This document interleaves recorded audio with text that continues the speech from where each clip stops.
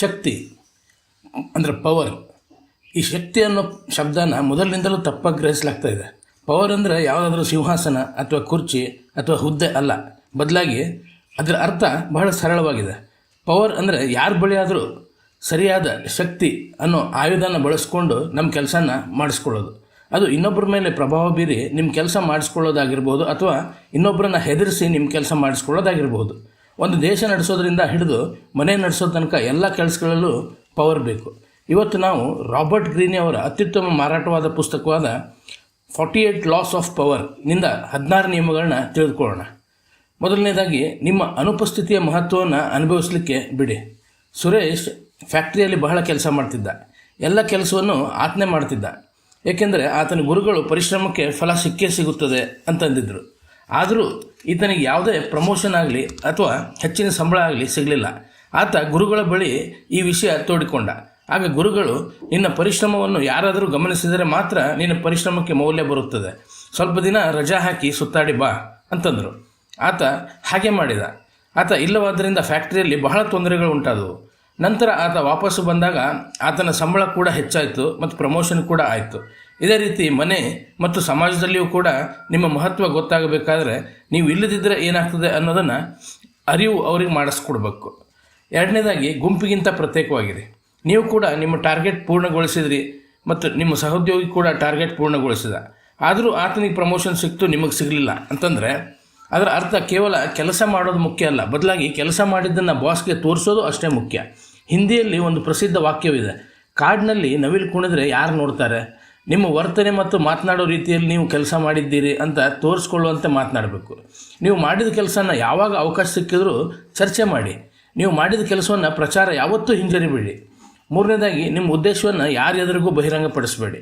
ಬ್ರಿಟಿಷರು ಭಾರತಕ್ಕೆ ವ್ಯಾಪಾರ ಮಾಡಲಿಕ್ಕಂತ ಬಂದರು, ಆದರೆ ಅವ್ರ ಉದ್ದೇಶ ಭಾರತವನ್ನು ಆಳೋದಾಗಿತ್ತು.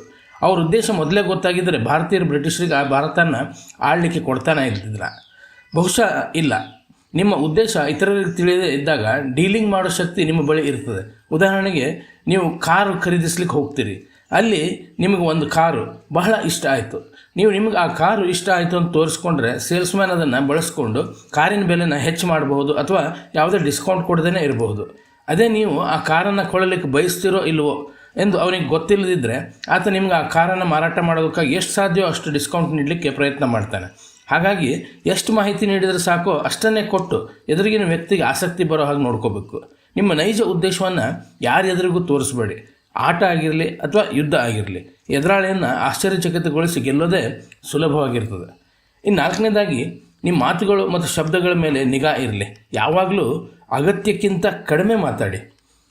1825ನೇ ಇಸ್ವಿಯಲ್ಲಿ ಝಾರ್ ನಿಕೋಲಸ್ ಅಧಿಕಾರಕ್ಕೆ ಬಂದರು. ಆಗ ಇಡೀ ಜನತೆ ಅವರ ವಿರುದ್ಧವಾಗಿ ಪ್ರತಿಭಟನೆ ಮಾಡಲಿಕ್ಕೆ ಆರಂಭ ಮಾಡಿದರು. ಆ ಸಮಯದ ಪ್ರಭಾವಿ ನಾಯಕರಾದಂಥ ಕೊಂಡ್ರಾಟಿ ರೈಲಿ ಅನ್ನು ಸೈನಿಕರು ಬಂಧಿಸಿ ನೇಣಿಗೇರಿಸಲಿಕ್ಕೆ ಆದೇಶ ಹೊರಡಿಸಿದರು. ಅವರನ್ನು ಗಲ್ಲಿಗೇರಿಸುವಾಗ ಹಗ್ಗ ತುಂಡಾಗಿ ಅವರು ಕೆಳಕ್ಕೆ ಬಿದ್ದರು. ಆ ದಿನಗಳಲ್ಲಿ ಇಂಥ ಘಟನೆಗಳನ್ನ ದೇವರ ಕೃಪೆ ಅಂತ ತಿಳಿದು ಬಿಟ್ಟು ಬಿಡಲಾಗ್ತಿತ್ತು. ಬಿದ್ದ ತಕ್ಷಣ ಆತ ಜನರ ನಡುವೆ ಓಡಿ ಹೋಗಿ, ನೋಡಿ ನಮ್ಮ ದೇಶ ಎಷ್ಟು ಹಿಂದೆ ಇದೆ, ಒಂದು ಗಟ್ಟಿಯಾದ ಹಗ್ಗವನ್ನು ಸಹ ಮಾಡಲಿಕ್ಕೆ ಆಗ್ತಾ ಇಲ್ಲ ಅಂತ ಹೇಳ್ದ.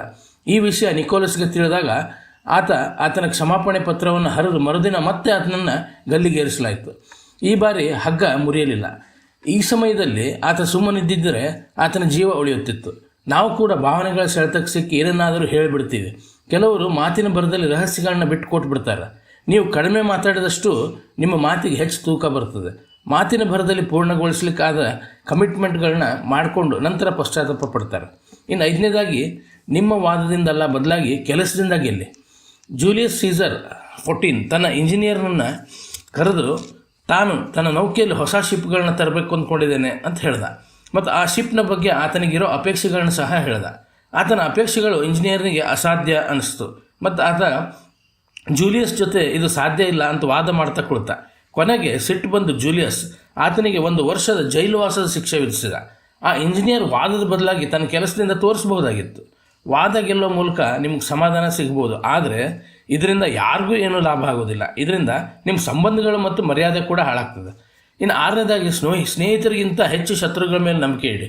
ಪ್ರತಿ ಸಲ ಬೆನ್ನಿಗೆ ಚೂರಿಯನ್ನು ನಮ್ಮವರೇ ಹಾಕ್ತಿದ್ದಾರೆ ಅನ್ನೋದಕ್ಕೆ ಇತಿಹಾಸ ಸಾಕ್ಷಿಯಾಗಿದೆ. ನಾವು ಯಾವ ವ್ಯಕ್ತಿಯನ್ನು ಕಣ್ಣು ಮುಚ್ಚಿ ನಂಬ್ತೇವೋ ಅದೇ ವ್ಯಕ್ತಿ ನಮಗೆ ನಂಬಿಕೆ ದ್ರೋಹ ಮಾಡ್ತಾನೆ. ಜವಾಬ್ದಾರಿಯ ವಿಷಯ ಬಂದಾಗ ಸ್ನೇಹಿತರಿಗಿಂತ ಹೆಚ್ಚು ಶತ್ರುಗಳಿಗೆ ನೀಡೋದ್ರಲ್ಲೇ ಜಾಣತನ ಇದೆ. ಯಾಕಂದರೆ ನೀವು ಯಾರನ್ನಾದರೂ ನಂಬಿದಾಗ ಅವರಿಗೆ ನೀವು ನಿಮ್ಮ ರಹಸ್ಯಗಳನ್ನ ಹೇಳ್ತೀರಿ. ಆಗ ಅವರಿಗೆ ನಿಮ್ಮ ದೌರ್ಬಲ್ಯ ಏನು ಅನ್ನೋದು ಗೊತ್ತಾಗೋಗ್ತದೆ. ಸ್ಪರ್ಧೆ ಮತ್ತು ಹೊಟ್ಟೆ ಕಿಚ್ಚು ಸ್ನೇಹಿತರು ಮತ್ತು ಸಂಬಂಧಿಕರ ನಡುವೆ ಅತ್ಯಂತ ಹೆಚ್ಚಿಗೆ ಇರ್ತದೆ. ಹಾಗಾಗಿ ಸ್ನೇಹಿತರ ಜೊತೆ ವ್ಯವಹಾರ ನಡೆಸೋದ್ರಿಂದ ಮೋಸ ಹೋಗೋ ಸಾಧ್ಯತೆ ಹೆಚ್ಚಿಗೆ ಇರ್ತದೆ. ಅದೇ ಕೆಲಸನ ನಾವು ನಮ್ಮ ಹಳೆಯ ಮಿತ್ರ ಅಥವಾ ಶತ್ರುವಿಗೆ ನೀಡಿದಾಗ ಅವರಿಗೆ ತಾವು ಮಾಡೋ ಪ್ರತಿ ಕೆಲಸದ ಮೇಲೂ ಈತನ ಕಣ್ಣಿರುತ್ತದೆ ಅಂತ ಗೊತ್ತಿರ್ತದೆ ಮತ್ತು ನಮ್ಮ ವಿಶ್ವಾಸ ಗೆಲ್ಲೋ ಸಲುವಾಗಿ ಅವ್ರು ಹೆಚ್ಚು ಪರಿಶ್ರಮದಿಂದ ಕೆಲಸ ಮಾಡ್ತಾರೆ. ಕೆಲವರು ಹಾಗಾದರೆ ಇನ್ನು ಯಾರನ್ನೂ ನಂಬಲೇಬಾರದೆ ಎಂದು ವಾದ ಮಾಡಬಹುದು. ಆದರೆ ಸೈಕಾಲಜಿ ಕೂಡ ಇದನ್ನೇ ಹೇಳ್ತದೆ. ಒಂದು ಪ್ರಸಿದ್ಧ ವಾಕ್ಯವಿದೆ, ನಮ್ಮನ್ನು ನಮ್ಮವರೇ ಲೂಟಿ ಮಾಡಿದರು, ಹೊರಗಿನವ್ರ ಬಳಿ ಅಷ್ಟು ಶಕ್ತಿ ಇರಲಿಲ್ಲ ಅಂತ. ಇನ್ನು 7ನೇದಾಗಿ, ನಿಮ್ಮ ಮಾಸ್ಟರ್ಗಿಂತ ಹೆಚ್ಚು ಬುದ್ಧಿವಂತರು ಅಂತ ತೋರಿಸ್ಕೋಬೇಡಿ. ಮೀಟಿಂಗ್ನಲ್ಲಿ ಎಲ್ಲರ ಎದುರು ಬಾಸ್ ತೋರಿಸಿದ ಬ್ಲೂ ಪ್ರಿಂಟ್ನಲ್ಲಿ ಇರೋ ತಪ್ಪನ್ನು ಹುಡುಕಿ ತೋರಿಸಿದರೆ ಬಾಸ್ ನಿಮಗೆ ಪ್ರಮೋಷನ್ ನೀಡ್ತಾರೆ ಅಂತ ನಿಮ್ಗೆ ಅನಿಸ್ತಿದೆಯಾ? ಸಾಧ್ಯನೇ ಇಲ್ಲ. ಆ ತಪ್ಪು ನೈಜ ತಪ್ಪಿದ್ರೂ ಸಹ ಬಾಸ್ ಅದನ್ನು ಸಹಿಸ್ಕೊಳ್ಳೋದಿಲ್ಲ. ನೀವು ಆತನಿಗಿಂತ ಬುದ್ಧಿವಂತ ಅಂತ ಕಾಣಿಸಿ ನಿಮ್ಮ ಕೆಲಸಗಳಲ್ಲಿ ತಪ್ಪು ಹುಡುಕ್ಲಿಕ್ಕೆ ಪ್ರಾರಂಭ ಮಾಡ್ತಾರೆ. ನಿಮ್ಮನ್ನು ಕೆಲಸದಿಂದ ತೆಗೆದು ಹಾಕ್ಲಿಕ್ಕೆ ಅವಕಾಶ ಹುಡುಕ್ತಿರ್ತಾರೆ. ಹಾಗಾಗಿ ನಿಮ್ಮ ಮಾಸ್ಟರ್ಗಿಂತ ಹೆಚ್ಚು ಬುದ್ಧಿವಂತರು ಅಂತ ತೋರಿಸ್ಕೋಬೇಡಿ. ಯಾರಾದರೂ ನಿಮಗಿಂತ ಹೆಚ್ಚು ಎತ್ತರದಲ್ಲಿದ್ದರೆ ಅವರಿಗೆ ಅದರ ಮಜಾ ತಗೊಳ್ಳಿಕ್ಕೆ ಬಿಡಿ. ಆಗಲೇ ನಿಮ್ಗೆ ಲಾಭ ಸಿಗೋದು. ಒಂದು ಚೀಲದಲ್ಲಿ 2 ಖಡ್ಗ ಇರಲಿಕ್ಕೆ ಸಾಧ್ಯ ಇಲ್ಲ. ಹಾಗಾಗಿ ನಿಮ್ಮ ಬಾಸ್ಗೆ ಖಡ್ಗ ಆಗಿಯೇ ಇರಲಿಕ್ಕೆ ಬಿಟ್ಬಿಡಿ. ಹಾಗೆ ಅದರಿಂದ ನೀವು ಲಾಭ ಪಡೀರಿ. ಇನ್ನು 8ನೇದಾಗಿ, ಸಹಾಯ ಬೇಕಾದರೆ ಇಬ್ಬರ ಒಳಿತಿನ ಬಗ್ಗೆ ಮಾತಾಡಿ, ಭಾವನೆಗಳ ಬಗ್ಗೆ ಸಹಾಯ ಕೇಳಬೇಡಿ. ನೀವು ನಂಬಿ ಅಥವಾ ಬಿಡಿ, ಜಗತ್ತು ಬಹಳ ಸ್ವಾರ್ಥಿ. ನೀವು ಬೇರೆಯವರಿಗೆ ಎಷ್ಟೇ ಸಹಾಯ ಮಾಡಿದರೂ ನಿಮಗೆ ಸಹಾಯದ ಅಗತ್ಯ ಬಂದಾಗ ಅವರು ಇಲ್ಲ ಅಂತ ಹೇಳ್ತಾರೆ. ಹಾಗಾಗಿ ನಿಮಗೆ ಸಹಾಯದ ಅಗತ್ಯ ಬಂದಾಗ ಈತ ನಮ್ಮವನು, ನಾನು ಈತನಿಗೆ ಸಹಾಯ ಮಾಡಿದ್ದೆ, ಹಾಗಾಗಿ ಈಗ ಅವ ನನಗೆ ಇಲ್ಲ ಅಂತ ಹೇಳೋದಿಲ್ಲ, ಹೀಗೆಲ್ಲ ಅನ್ಕೋಬೇಡಿ. ಬದಲಾಗಿ ನಿಮ್ಮ ಮತ್ತು ಆತ ಇಬ್ಬರ ಲಾಭ ಇರೋ ಯಾವುದಾದ್ರೂ ಅಂಶನ ಎದುರಿಗಿಟ್ಕೊಂಡು ಸಹಾಯ ಪಡೀಲಿಕ್ಕೆ ಪ್ರಯತ್ನ ಮಾಡಿ.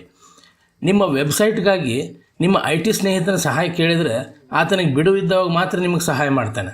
ಅದೇ ನೀವು ಯಾರಿಗಾದರೂ ಹಣ ಕೊಟ್ಟು ಆ ಕೆಲಸ ಮಾಡಿದರೆ ಆ ಕೆಲಸ ಅವರ ಆದ್ಯತೆ ಆಗಿರ್ತದೆ. ನಿಮ್ಮ ಕೆಲಸ ಮುಖ್ಯವಾಗಿದ್ದಲ್ಲಿ ಇಬ್ಬರಿಗೂ ಲಾಭ ಇರೋ ಅಂಶ ಬಳಸ್ಕೊಂಡು ಪಡೀರಿ. ಬದಲಾಗಿ ಭಾವನೆಗಳು, ದಯೆ ಅಥವಾ ಕೃತಜ್ಞತಾ ಭಾವನೆಗಳನ್ನ ಬಳಸಲಿಕ್ಕೆ ಹೋಗಬೇಡಿ. 9ನೇದಾಗಿ, ನಿಮ್ಮ ಮೇಲೆ ನಿಮಗೆ ವಿಶ್ವಾಸ ಇರಲಿ.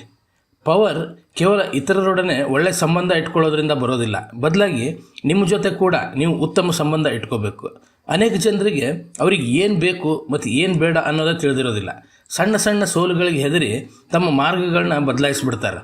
ಎಲ್ಲ ಕೆಲಸದಲ್ಲೂ ಕಷ್ಟಗಳು ಮತ್ತು ಸೋಲುಗಳು ಬಂದೇ ಬರ್ತವೆ, ಅದು ನಿಮಗೆ ತಿಳಿದಿರಬೇಕು. ಸಣ್ಣ ಸಣ್ಣ ಗೆಲುವನ್ನು ಸಂಭ್ರಮಿಸಿ, ಇದರಿಂದ ನಿಮ್ಮ ಆತ್ಮವಿಶ್ವಾಸ ಹೆಚ್ಚಾಗ್ತಾ ಹೋಗ್ತದೆ.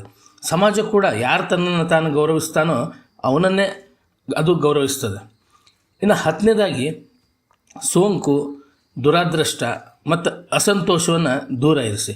ಇಂಗ್ಲೀಷ್ನಲ್ಲಿ ನೀವು ಇತರರ ದುಃಖದಿಂದ ಸಾಯಬಹುದು ಅನ್ನೋ ಪ್ರಸಿದ್ಧ ವಾಕ್ಯ ಇದೆ. ನಾವು ಯಾರ ಜೊತೆಗೆ ಹೆಚ್ಚು ಸಮಯ ಕಳಿತೀವೋ ಅವ್ರು ಹಾಗೆ ಆಗ್ತೀವಿ. ಭಾವನೆಗಳು ರೋಗಗಳಂತೆ ಹರಡ್ತವೆ.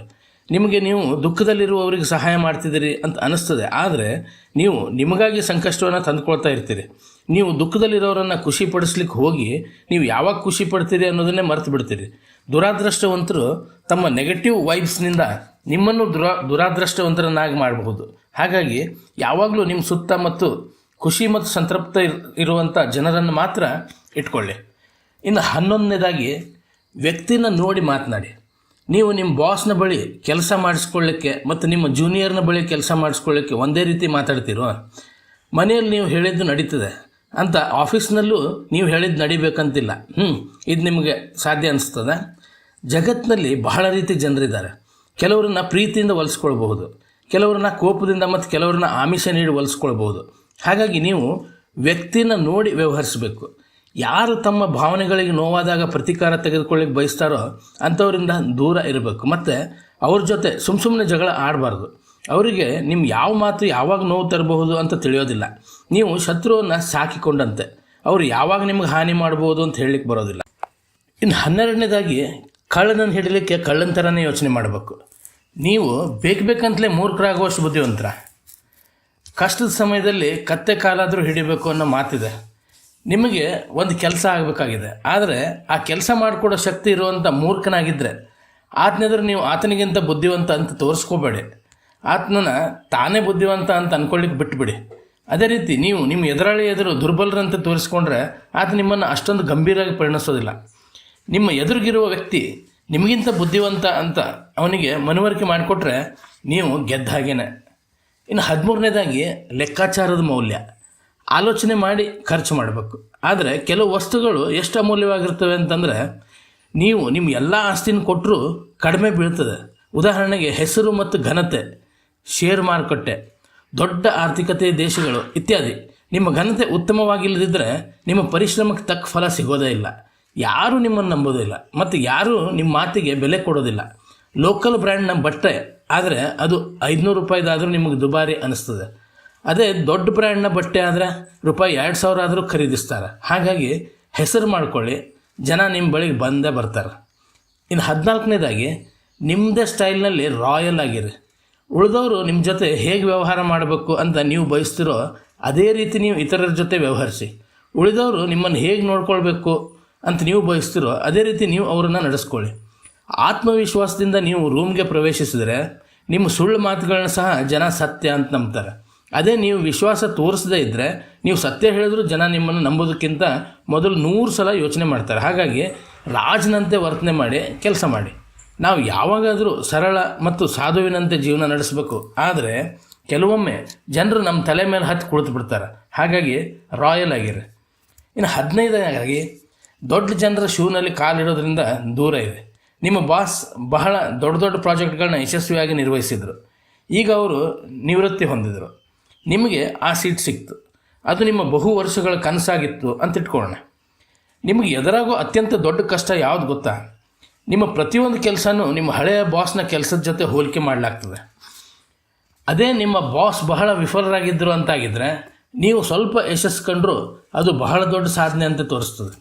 ಪೃಥ್ವಿರಾಜ್ ಚೌಹಾಣ್ ಮತ್ತು ಮಹಾರಾಣಾ ಪ್ರತಾಪರು ಯಾರೆಂದು ಎಲ್ರಿಗೂ ಗೊತ್ತು. ಆದರೆ ಅವ್ರ ಮಕ್ಕಳು ಯಾರಿಗೆ ಗೊತ್ತು? ಆ ಮಕ್ಕಳು ಬಹಳ ಶಕ್ತಿಶಾಲಿ ರಾಜರುಗಳೇ ಆಗಿರ್ಬೋದು. ಆದರೆ ಅವ್ರ ತಂದೆ ಅತ್ಯಂತ ಶಕ್ತಿಶಾಲಿ ರಾಜರಾಗಿದ್ದರಿಂದ ಅವ್ರ ಯಶಸ್ಸಿನಿಂದ ಇವ್ರ ಯಶಸ್ಸು ಮುಚ್ಚೋಯ್ತು. ಹಾಗಾಗಿ ಕಡಿಮೆ ಕೆಲಸ ಮಾಡಿ ಹೆಚ್ಚು ಯಶಸ್ಸು ಗಳಿಸಬೇಕಂತಿದ್ರೆ ಕಡಿಮೆ ಸ್ಪರ್ಧೆ ಇರೋ ಕಡೆ ಪ್ರಯತ್ನ ಮಾಡಿ. ಇನ್ನು 16ನೇದಾಗಿ ಸಿಟ್ಟನ್ನು ಹಿಡಿತದಲ್ಲಿಟ್ಕೊಳ್ಳಿ ಮತ್ತು ಅದನ್ನು ಬಳಸ್ಕೊಳ್ಳಿ. ಯಾರನ್ನಾದರೂ ದುರ್ಬಲಗೊಳಿಸುವಂಥ ಅತ್ಯಂತ ಸುಲಭದ ಮಾರ್ಗ ಅಂತಂದರೆ ಅವರಿಗೆ ಸಿಟ್ಟು ತರಿಸೋದು. ಸಿಟ್ಟಿನಲ್ಲಿ ವ್ಯಕ್ತಿ ತನ್ನ ಯೋಚಿಸೋ ಸಾಮರ್ಥ್ಯನ ಕಳೆದುಕೊಂಡು ಬಿಡ್ತಾನೆ. ಆತನ ಕೆಲಸಗಳು ಇಂಪಲ್ಸಿವ್ ಆಗಿಬಿಡ್ತವೆ. ನಿಮಗೆ ಸಣ್ಣ ಸಣ್ಣ ವಿಷಯಗಳಿಗೂ ಸಿಟ್ಟು ಬಂದರೆ ಜೀವನದಲ್ಲಿ ಇದಕ್ಕೆ ಬೆಲೆ ತೆರಬೇಕಾಗಿ ಬಂದಿತ್ತು. ಯಾರಿಗಾದರೂ ನಿಮ್ಗೆ ಯಾವ್ಯಾವ ವಿಷಯಗಳಿಗೆ ಸಿಟ್ಟು ಬರ್ತದೆ ಅಂತ ತಿಳಿದ್ರೆ ಅವರು ಅದನ್ನು ತಮ್ಮ ಸ್ವಾರ್ಥಕ್ಕಾಗಿ ಬಳಸ್ಕೋಬಹುದು. ಯಾರಾದರೂ ನಿಮ್ಮ ಜೊತೆ ಮೋಸ ಮಾಡಿದರೂ ಸಹ ಶಾಂತವಾಗಿ ಅದನ್ನು ನಿಭಾಯಿಸಿ. ನೀವು ಯಾವುದೇ ಬದಲಾವಣೆಯನ್ನು ತರಲಿಕ್ಕೆ ಬಯಸಿದರೂ ಅದಕ್ಕೆ ಪವರ್ ಬೇಕೇ ಬೇಕು, ಒಳ್ಳೆಯದಾಗಿರಲಿ ಅಥವಾ ಕೆಟ್ಟದಾಗಿರಲಿ. ಹಾಗಾಗಿ ಮೊದಲು ನಿಮ್ಮ ಶಕ್ತಿನ ನಿಮ್ಮ ಕೈಗೆ ತೆಗೆದುಕೊಳ್ಳಿ, ನಂತರ ಇತರ ಉದ್ಧಾರಕ್ಕೆ